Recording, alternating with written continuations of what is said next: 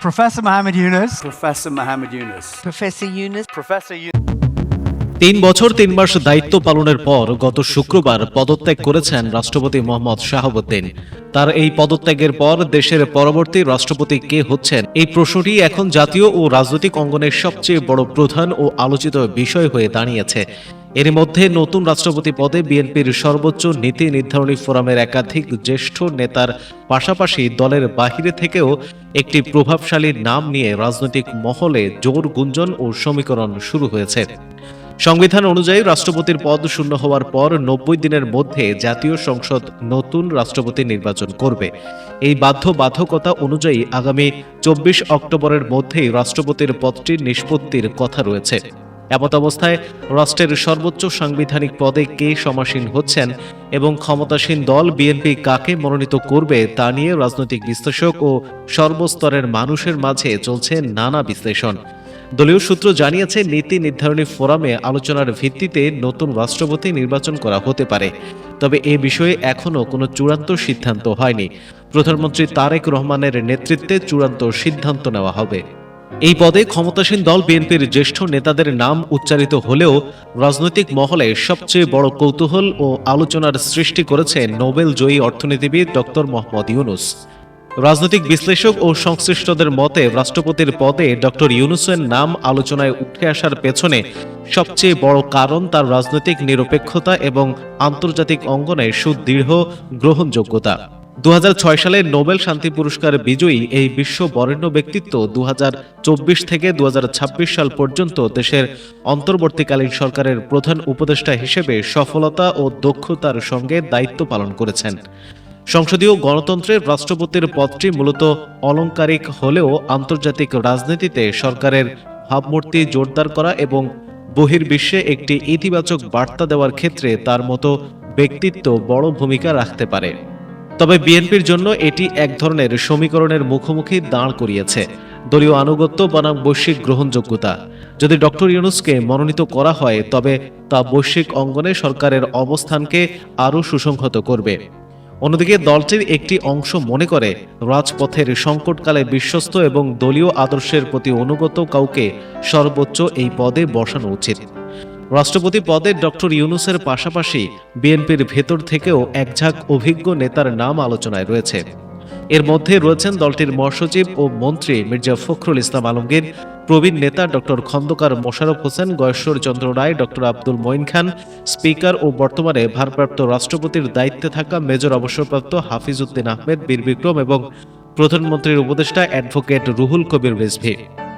এছাড়া ভারপ্রাপ্ত রাষ্ট্রপতি হাফিজ উদ্দিন আহমেদকেও স্থায়ীভাবে রেখে দেওয়ার একটি গুঞ্জন রয়েছে।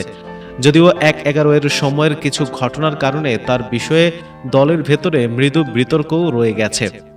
এ বিষয়ে বিএনপির স্থায়ী কমিটির সদস্য ও মন্ত্রী ইকবাল হাসান মাহমুদ টুকু জানান, রাষ্ট্রপতি কে হবেন সে বিষয়ে প্রধানমন্ত্রী তারেক রহমানের নেতৃত্বে দলের নীতি নির্ধারণী ফোরাম চূড়ান্ত সিদ্ধান্ত নেবে।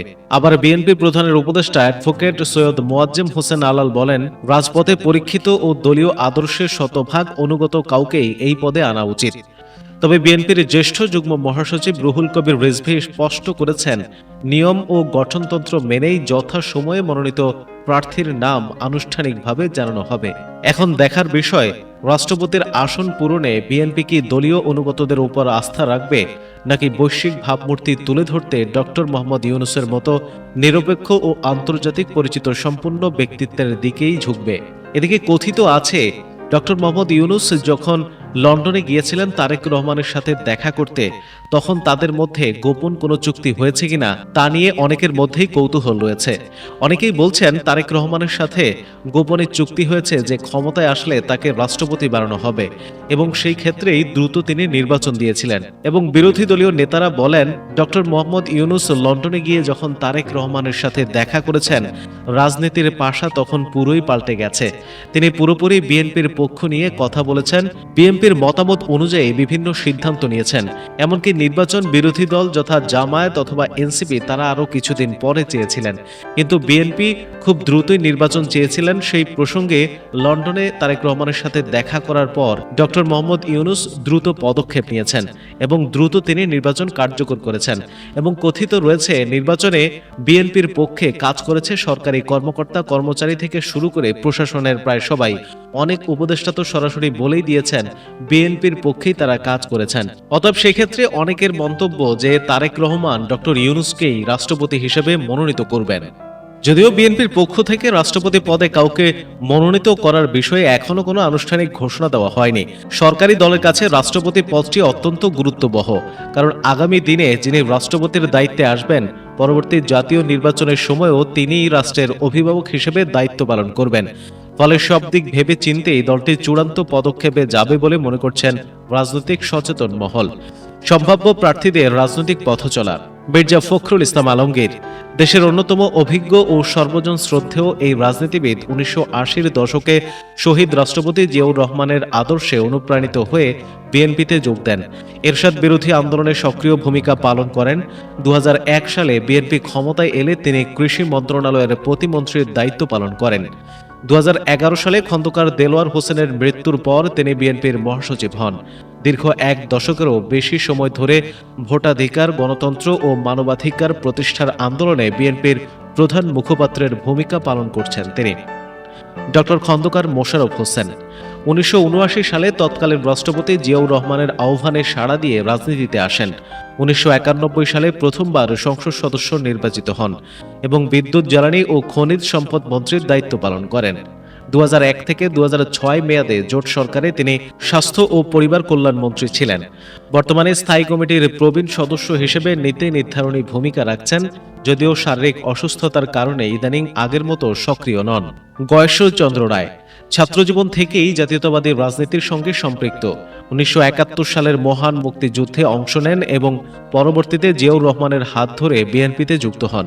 শেখ হাসিনা সরকারের আমলে স্বৈরাচার বিরোধী দীর্ঘ ১৭ বছরের রাজপথের আন্দোলনে সবচেয়ে বেশি সক্রিয় ছিলেন এবং বারবার পুলিশি নির্যাতন ও কারাবরণের শিকার হয়েছেন।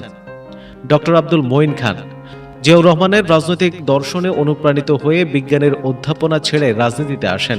১৯৯১ ও ২০০১ সালে বিএনপি সরকারের সময়ে তিনি বিজ্ঞান ও প্রযুক্তি এবং পরে শিক্ষা মন্ত্রণালয়ের মন্ত্রিত্বের দায়িত্ব সামলান। দলের অন্যতম বুদ্ধিজীবী ও চিন্তাশীল নেতা হিসেবে সুশাসন ও পররাষ্ট্র নীতিতে তার অগাধ অভিজ্ঞতা রয়েছে। মেজর অবসরপ্রাপ্ত হাফিজ উদ্দিন আহমেদ বীর বিক্রম বীর মুক্তিযোদ্ধা ও সাবেক এই সেনা কর্মকর্তা ভোলা ৩ আসন থেকে একাধিকবার সংসদ সদস্য নির্বাচিত হন। ১৯৯৬ এবং ২০০১ সালের গঠিত বিএনপি সরকারে বাণিজ্য, পাট ও পানি সম্পদ মন্ত্রণালয়ের মন্ত্রীর দায়িত্ব পালন করেন।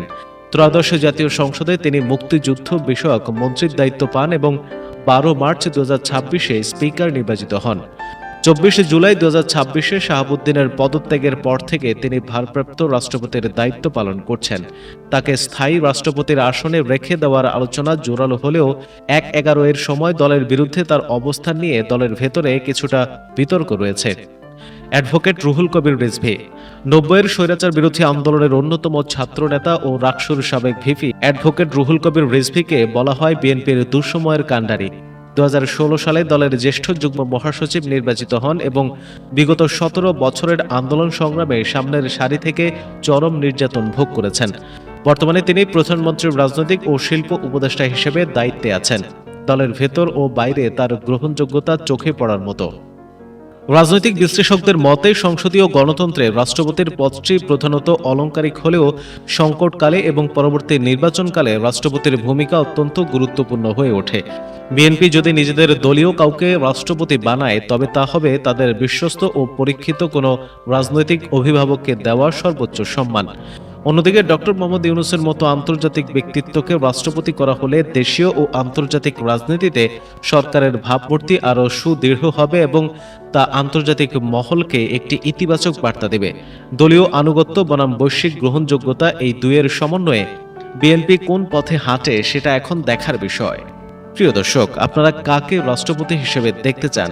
মির্জা ফখরুল ইসলাম আলমগীর নাকি ডক্টর মোহাম্মদ ইউনূসকে অবশ্যই কমেন্ট করে জানিয়ে দিন এবং প্রতিদিনের খবরাখবর সবার আগে পেতে নতুন বাংলাদেশ চ্যানেলটি সাবস্ক্রাইব করে পাশে থাকা বেল আইকনটি প্রেস করে রাখুন। ধন্যবাদ সবাইকে।